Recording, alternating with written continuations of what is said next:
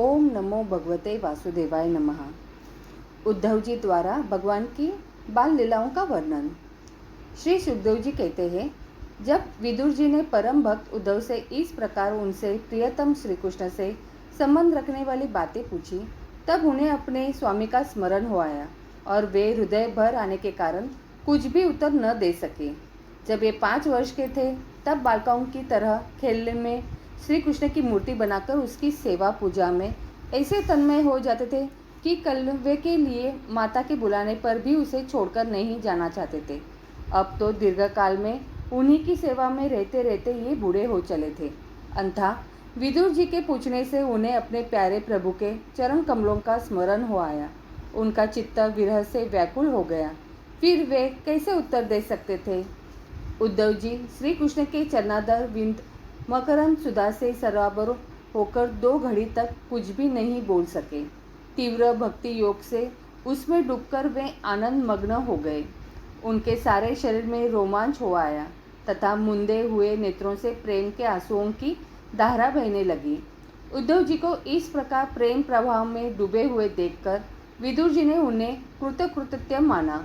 कुछ समय बाद जब उद्धव जी भगवान के प्रेम धाम से उतरकर पुनः धीरे धीरे संसार में आए, तब अपने नेत्रों को पोंछकर भगवल्लियों का स्मरण हो आने से विस्मित हो विदुर जी से इस प्रकार कहने लगे। उद्धव जी बोले, विदुर जी, श्री कृष्ण रूप सूर्य के छिप जाने से हमारे घरों को काल रूप अजगर ने खा डाला है। वे श्रीहीन हो गए हैं। अब मैं उनकी क्या कुशल सुनाऊं। ओहो, यह मनुष्य लोग बड़ा ही अभागा है। इसमें भी यादव तो नितांत भाग्यहीन है, जिन्होंने निरंतर श्री कृष्ण के साथ रहते हुए भी उन्हें नहीं पहचाना।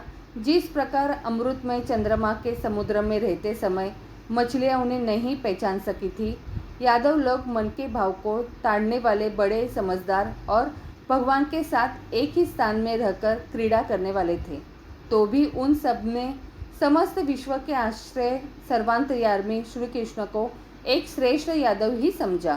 किंतु भगवान की माया से मोहित इन यादवों और इनसे व्यर्थ का वैर ठानने वाले शिशुपाल आदि के अवहेलना और निंदा सूचक वाक्यों से भगवत प्राण महानुभावों की बुद्धि भ्रम से नहीं पड़ती थी।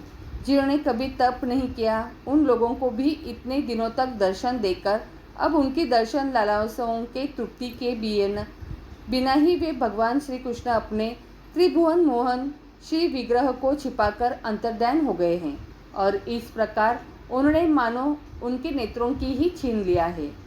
भगवान ने अपनी योग माया का प्रभाव दिखाने के लिए मानव लीलाओं के योग्य जो दिव्य श्री विग्रह प्रकट किया था, वह इतना सुंदर था कि उसे देखकर सारा जगत तो मोहित हो ही जाता था। वे स्वयं भी विस्मित हो जाते थे। सौभाग्य और सुंदरता की पराकाष्ठा भी उस रूप में उससे आभूषणों की भी विभूषित हो जाते थे।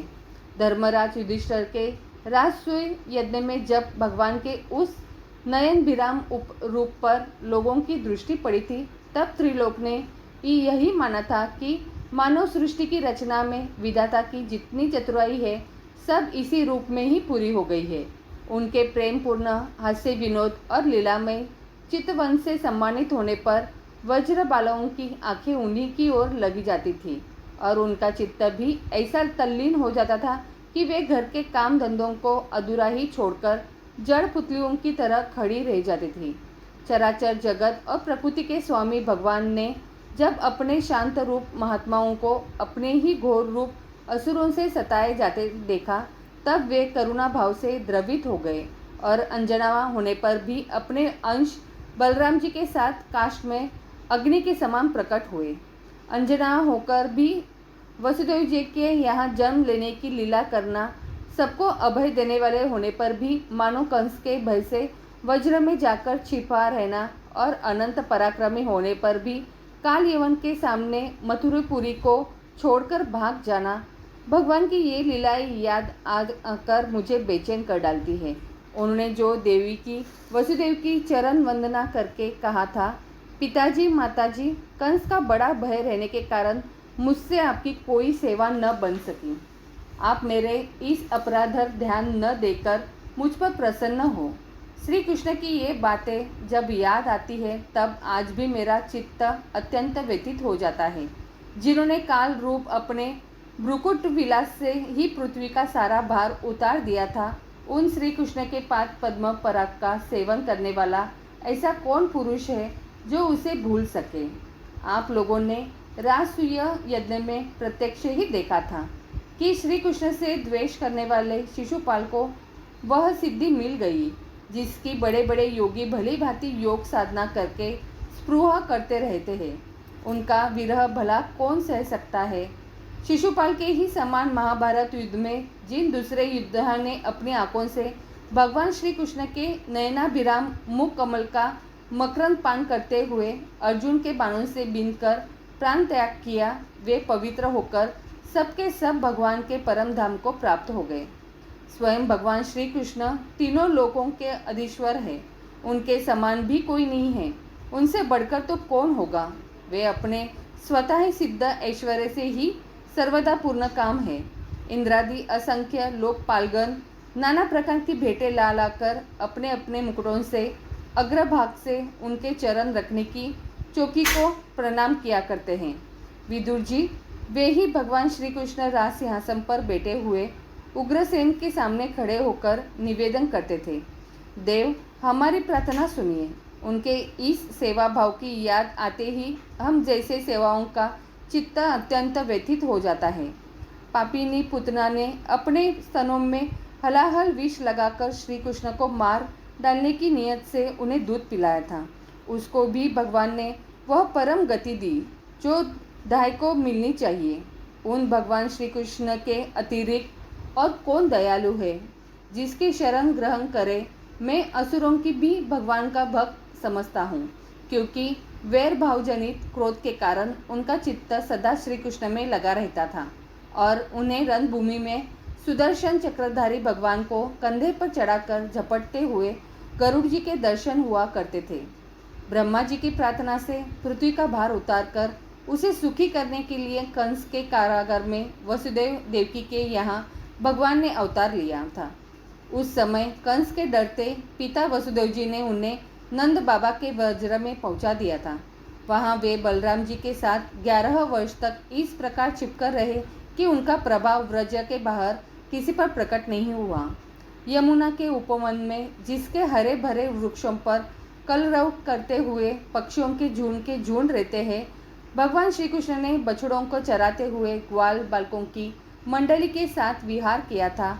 वे वज्रवासियों की दृष्टि आकृष्ट करने के लिए अनेकों बाल लीला उन्हें दिखाते थे। कभी रोने से लगते, कभी हंसते और कभी सिंह शाव के समान मुग्ध दृष्टि से देखते। फिर कुछ बड़े होने पर वे सफ़ेद बैल और रंग बिरंगी शोभा की मूर्ति गौओं को चराते हुए अपने साथी गोपों की बांसुरी बजा बजा कर रिझाने लगे। इसी समय जब कंस के उन्हें मारने के लिए बहुत से मायावी और मनमाना रूप धारण करने वाले राक्षस भेजे, तब उनको खेली खेल में भगवान ने मार डाला। जैसे बालक खिलौनों की तोड़फोड़ डालता है, कलिय नाग का दमन करके विष मिला हुआ जल पीने से मरे हुए ग्वाल बालों और गौओं की जीवित कर उन्हें कालिय दह का निर्दोष जल पीने की सुविधा कर दी। भगवान श्री कृष्ण ने बड़े हुए धन का सदव्य कराने की इच्छा से श्रेष्ठ ब्राह्मणों के द्वारा नंद बाबा से गोवर्धन पूजा रूप गो यज्ञ करवाया।